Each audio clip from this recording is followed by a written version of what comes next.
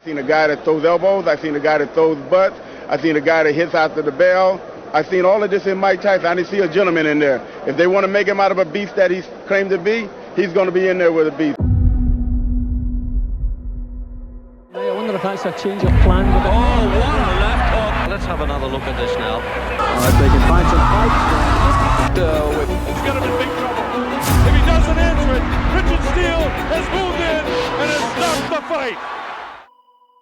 We've put together a list of fighters whose arrogance and blatant disrespect brought out the worst and most dangerous version of Iron Mike Tyson.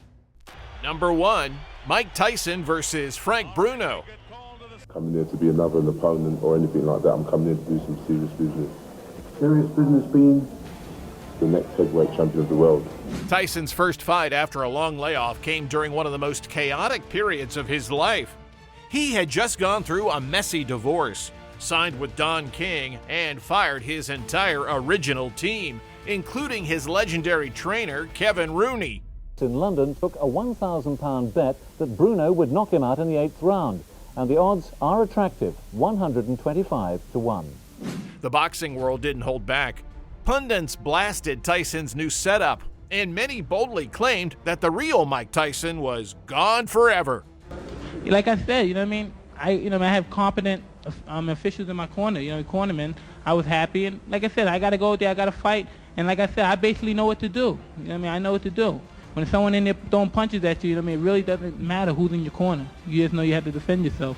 Meanwhile, Frank Bruno was back at his training camp in Arizona. Big Frank may not be the celebrity in the States that he is back home, but he can still attract a small crowd. Bruno looking as fit as ever, then performed well for the press, skipping like a good 'un, and all these curly-whirlies. Now that's very hard work. And then he does some press-ups, then to the punchback, what he hopes to do to Mike Tyson in a month's time. Enter Frank Bruno, an absolute powerhouse of a man, built like a bodybuilder and punching like a freight train. Bruno was one of the few heavyweights from that golden era who could match Tyson in raw strength. And Frank knew it. He had no fear, no respect. He walked into that ring fully convinced he could handle Mike. I think it's the peak time to beat Mike Tyson because I don't think his mind's on the job at the moment, and I don't think he will be on the job. Tyson didn't talk trash. He didn't hype the fight. He just let his fists do the talking. While Tyson was the obvious favorite, many experts warned not to sleep on Bruno.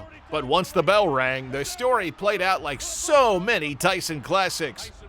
Relentless pressure, vicious power, and a violent knockout. Movement where Frank Bruno is just kind of a stand-up guy, almost tailor-made for Tyson. At time he caught him with a body shot. The height advantage that Bruno has and the reach advantage really is nail him with a flush right hand.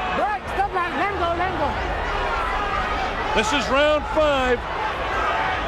Remember, a fighter cannot be saved by the bell as the big right hand lands. Tyson knows he's got him in big trouble. If he doesn't answer it, Richard Steele has moved in and has stopped the fight. It's all over. Michael Tyson. Mike Tyson is a different cup of tea than Deontay Wilder. Deontay Wilder's just got not one. If he catches you with the right hand, he can punch with the left hook, and he's like a wheel mill. But you can't put Mike Tyson in the same bracket as Deontay Wilder because Mike Tyson's a different league than him. You know what I mean? People like bone crushers. What do you think? Could Mike Tyson compete with today's heavyweight elites? Drop your thoughts in the comments, and let's move on to episode 2. Number 2, Mike Tyson versus Larry Holmes. I've seen all of this in Mike Tyson. I didn't see a gentleman in there. If they want to make him out of a beast that he's claimed to be, he's going to be in there with a beast. I'm an experienced professional fighter. I am no kid. I do not play. So if he wants to fight any way he wants to fight, I am capable of fighting any way anybody wants to fight.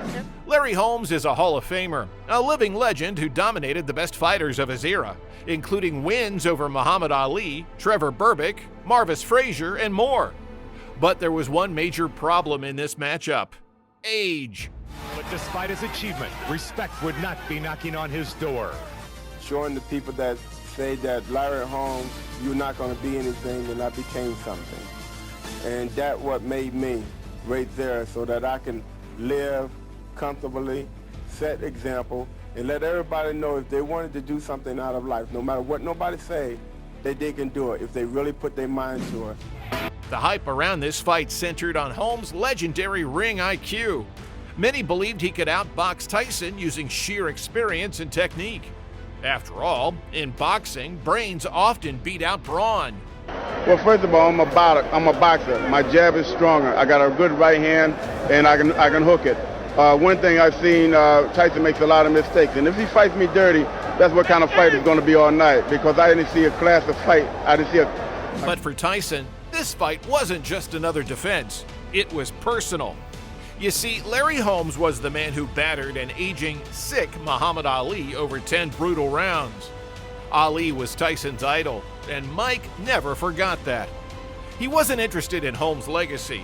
He didn't care about his resume. When it came to his own championship reign, Tyson showed zero mercy. Well, at this particular time, my championship's involved, and that's the most important thing to me in my life, because at this particular stage, it's my security of becoming famous and, restraining all the great amount of money that I've been making. And that means a great deal to me at this particular point in my life. So the only thing in my mind is defending my title successfully. And Holmes made one final mistake. He underestimated Mike Tyson. That night, Tyson dismantled the former champion in front of the entire world. He didn't just beat him. He became the first man in history to both knock out Larry Holmes and break his jaw. Round after round. Oh, a big right hand, and down goes the former champion. He's definitely hurt, his legs are gone, and in comes Mike. It was a big right hand. Larry's nailed again. Down he goes. I don't know if he'll be able to continue. Down with the right hand, the left hand. He's going to hang on, or they'll stop the fight. Down he goes. Larry's hurt. It's all over. He is knocked out. He's all right. It's time to go. He's in trouble. Oh, my goodness. Oh, look at that right hand. Oh, that left hook. Larry is still up. Oh. This is the end. This is the end. Then a right hook right after this. Boom, right there. Damn. That is crazy. Yeah, Larry's like, fuck that. It's been a day. It was just crazy to watch him get knocked out. I'm so crazy. But no, I never thought like that. I never thought that it could happen to me in boxing. I never thought I would end up with a concussion. Only time I got stopped is when Mike Tyson hit me. Mike got his revenge, and in doing so, he rewrote boxing history. When you beat Larry Holmes, was that a revenge for Muhammad Ali? Well, I believe it was. For me, it was. I don't know how Ali felt about it, but I felt like I avenged him. Even though that was just a childhood prophecy to me. I don't know, it made me feel like I was somebody that did that. I helped Ali. Like, Ali needs help. I helped Ali. So I could make myself big in my own mind, I guess. Number 3, Mike Tyson versus Trevor Berbick. Now, let's rewind to the very beginning of Mike Tyson's reign of terror. Berbick was the last person to fight Ali, and he hurt Ali very bad. When you fought him, was there any revenge? 100%, yes, no doubt about it. I was going to kill him. At this point, the world hadn't fully realized what kind of beast had been unleashed. Tyson was still an emerging force, about to make his mark on boxing history. Heading into his first ever title fight, Mike had already racked up a ridiculous record. 27 wins in just 20 months as a pro, 25 of them by knockout. Trevor Berbick, he had the size, the experience, and a decent resume. But Tyson didn't care. He stepped into that ring with one goal only, to destroy. You know, I saw the way he was hitting Ali really hard with everything he had. Ali didn't have nothing left. He was trying to kill him. So I said, oh, I can't wait till I get him. Him and Larry Holmes. Berbick made the fatal mistake of trying to play Tyson's game. From the opening bell, Mike came in like a wrecking ball, launching deadly hooks and bringing hell with every punch. Trevor tried to fight back. He tried to trade, but that was a death sentence. Directly in front of him. That is, a left hook that really got him. That's not the way to keep him up. Notice the lazy left. Watch Tyson load up with left and right in 2s and 3s. Trevor is getting lazy. See this? Tyson walking right through. He's wild with the left hook as Berbick, and Tyson clips him with the left hand. Look at this. Combination. And Berbick ready to go, but he stays on his feet. Another right hand clips him. He can't take shots like this very long. Wow with the right hand is money. Just seconds into round 2, Tyson unleashed a brutal flurry, dropping Berbick to the canvas. And Mike Tyson. Tyson goes to work right away, and he's got Trevor in trouble, and he's down. He'll have to take the standing 8 count as he steps right up. Trevor got up, but he was already finished. Mike could smell blood, and when Tyson smells blood, he finishes the job. The Iron One punished the cocky champion so viciously that Berbick collapsed repeatedly trying to stand, like he was fighting gravity itself. Tyson didn't just win a title that night. He announced his arrival as the baddest man on the planet. One of the youngest heavyweight champions of all time. Bangs the body. Wow, that uppercut is Tyson. Catches him with a right left hook, and he goes down. He goes down. He should be able to get up from this. His legs may be shut. They are. As Trevor Berbick falls back in the rope, I don't know if he's going to be able to continue. Number 4, Mike Tyson versus Terrell Biggs. This one wasn't just a fight. This was vengeance. Terrell Biggs was the man who had stolen Mike Tyson's childhood dream. I saw Tyson lose 2 fights as an amateur. He made a whole lot of mistakes as an amateur. Mike Tyson lost the decision, and with it his Olympic dreams. Meanwhile, a celebrated super heavyweight, Terrell Biggs, looked on. And in the summer of '84, it was Biggs who captured a gold medal. Back in the amateurs, Tyson lost in the Olympic qualifiers, a controversial decision that many believe was political. Biggs, the more marketable fighter with a clean boxing style, went on to represent the U.S. instead. So when they finally met in the pros, this was personal. Biggs' career took a backward step, and Tyson's stock rose sharply. He was fighting nobody. He was fighting bums. I didn't think much of him then because the caliber of opponents that he was fighting. That was Terrell's impression, but as the opponents grew in stature, Tyson looked unstoppable. There was an uppercut. Cynics believe Biggs' managers took the Tyson fight prematurely, with only 15 pro fights, none against a top contender, before something else happened to him. They claim that Biggs' record of overcoming adversity will carry over to Tyson, that his strength of body is now matched by his strength of character and maturity. Biggs tried to imitate Muhammad Ali, flashy footwork, hands down, dancing around the ring, but Mike wasn't interested in showmanship. He came to make Biggs pay. This fight looked like a schoolyard beatdown. Tyson stalked him relentlessly, landing vicious power shots, breaking him down mentally and physically. He turned the Olympic gold medalist into a punching bag. Tyson wanted blood, and he got it. Terrell Biggs was dragged through hell that night, until the ref stepped in to put an end to the torture. Oh, that was a tremendous left hand. Okay. Oh, this is it.